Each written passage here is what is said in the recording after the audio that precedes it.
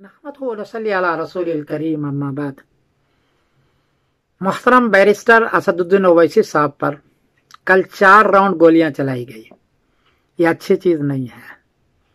इस तरह लोग खाना जंगी में हो जाएंगे, आपस में लड़ेंगे, 2 कौमें 2 सियासी पार्टियां लड़ेंगी।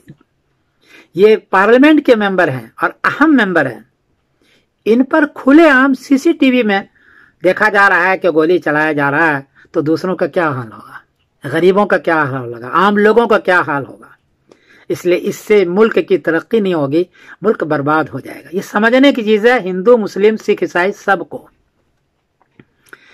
मेरा अपना तासुर यह है बैरिस्टर असदुद्दीन ओवैसी के सिलसिले में कि ये सीरत पर, नबी करीम सल्लल्लाहु अलैहि वसल्लम की जिंदगी पर बहुत अच्छी तकरीर करते हैं। मैंने इनकी तकरीर सुनी है। बैरिस्टर होकर के इस तरह की तकरीर करे, जो मौलाना तकरीर करते हों, कम लोग ऐसे बैरिस्टर होंगे जो इस तरह वालिहाना तकरीर करता हो। मैं बड़ा मुतासिर हूं। दूसरी बात यह है कि ये मुसलमानों के मसले के बारे में, बल्कि दलित और पिछड़े और गरीब के मसले के बारे में खुलकर बोलते हैं। ये अच्छा बोलते हैं। वो बोलने का अंदाज ठीक है, किसी को पसंद ना हो, लेकिन बोलते जरूर है। ये वाहिद मुसलमानों के नुमाइंदा हैं जो पार्लियामेंट के अंदर इस तरह बोलते हैं। इसकी कदर करनी चाहिए मुसलमानों को भी और गैर मुस्लिम को भी। तीसरी बात मेरा तासुर यह है कि और लोग बहुत खाते हैं। ये या तो खाते नहीं हैं या कौम का पैसा, गवर्नमेंट का पैसा बहुत कम खाते हैं। ये तो सिक्योरिटी भी नहीं ले रहे हैं। इससे बेहतर मुखलिस आपको रहनुमा कौन मिलेगा। और सबसे बड़ी बात जो मुझको पसंद आए कि ये हिंदू मुस्लिम सबको लेके चल रहे हैं। हिंदुस्तान सबका मुल्क है, मुसलमान का भी, हिंदू का भी, ईसाई का भी, सिख का भी, सबका है। इसलिए जो रहनुमा, जो पार्लियामेंट के मेंबर दोनों या जो सियासी पार्टी दोनों को लेकर चल रहा हो इखलास के साथ, ऐसे लोग कम हैं। दोनों को इसकी कदर करनी चाहिए। मुझे ये चीज बड़ी पसंद आए कि हिंदू मुस्लिम सबको लेके चलते हैं और ये मुल्क दोनों का है।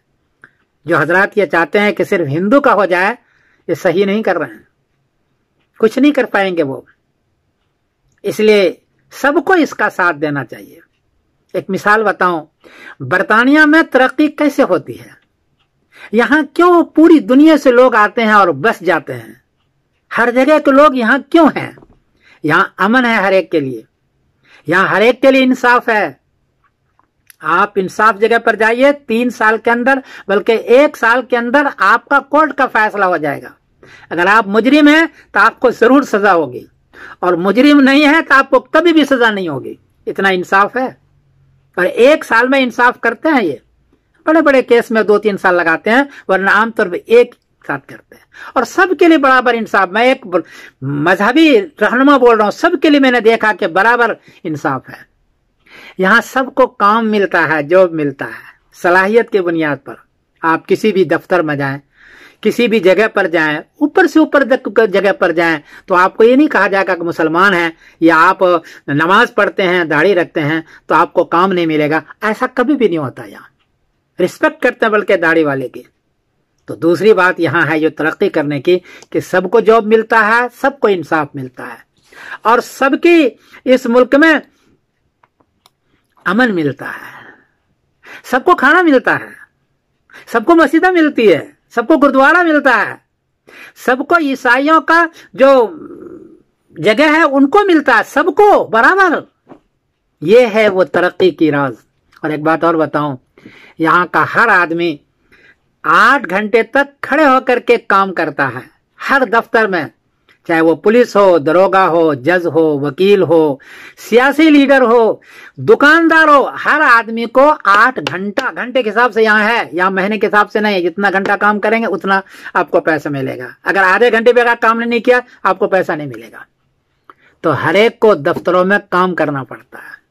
हमारे इंडिया, पाकिस्तान, बांग्लादेश में यह है कि जो दफ्तर में बैठे हुए हैं वो 2-3 काम करता है, बाकी सुबह से लेकर शाम तक वैसे बैठे रहता है। रिश्वत दो तो काम करेगा, वरना नहीं करते। इस मुल्क की तरक्की की बड़ी वजह यह है कि खासतौर पर जो दफ्तरों में बैठे हुए हैं, सरकारी दफ्तरों में, उनको 1 मिनट नहीं छुट्टी है। सीसीटीवी लगा हुआ है, उसका बॉस उसको देख रहा है कि आप काम कर रहे हैं कि नहीं कर रहे हैं। یہ ہے ترقی کا راز۔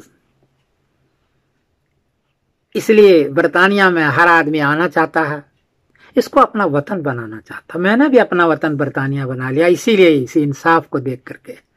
میں ایک مذہبی آدمی ہوں، لیکن کبھی بھی میرے ساتھ کسی نے مذاق نہیں کیا، چاہے عیسائی ہو ہندو ہو، سب ایک دوسرے کے ساتھ مسکرا کے ملتے ہیں۔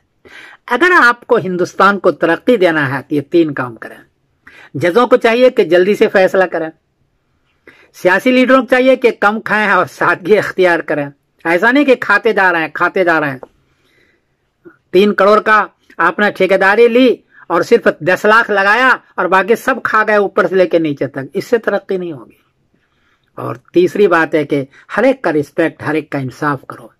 اگر یہ کیا تو آپ کی ترقی ہوگی۔ اور اگر آپ خانہ جنبنگ لگ گئے، غیر مسلم کو یا مسلمان کو یا کسی کو بھی، آپ دلت کو آپ مار رہے ہیں اور رات دن اس کو گالیاں دے رہے ہیں اور صرف مذہبی نفرتیں پھیلا رہے ہیں یا سیاسی نفرتیں پھیلا رہے ہیں، اس سے ترقی نہیں ہوگی۔ جن قوموں نے یہ کیا اس کی ترقی نہیں ہوئی، ملک چھوڑ کے لوگ چلے گئے اور ملک پیچھے چلا گیا۔ بہرحال میں اویسی صاحب کا دامت برکاتہم کا پھر ایک مرتبہ شکریہ ادا کرتا ہوں۔ اچھے لیڈر ہیں اور مخلص لیڈر ہیں، سب کو اس کا ساتھ دینا چاہیے۔ میں سیاست میں نہیں جا رہا ہوں، یہ نہیں کہتا کہ تم اس کو ووٹ دو، لیکن کام تو دیکھو اس کا، اگر کام ہے تو ووٹ دو، نہیں تو نہیں دو۔ میری دعا ہے اللہ تعالیٰ اویسی صاحب کو زندگی عطا فرمائے، سلامت عطا فرمائے، اور میری خصوصی دعا ہے اللہ تعالیٰ جزائے خیر عطا فرمائے۔ میں سمر الدین قاسم بول رہا ہوں، وآخر دعوانا الحمدللہ رب العالمین، مانچسٹر انگلینڈ۔ السلام علیکم۔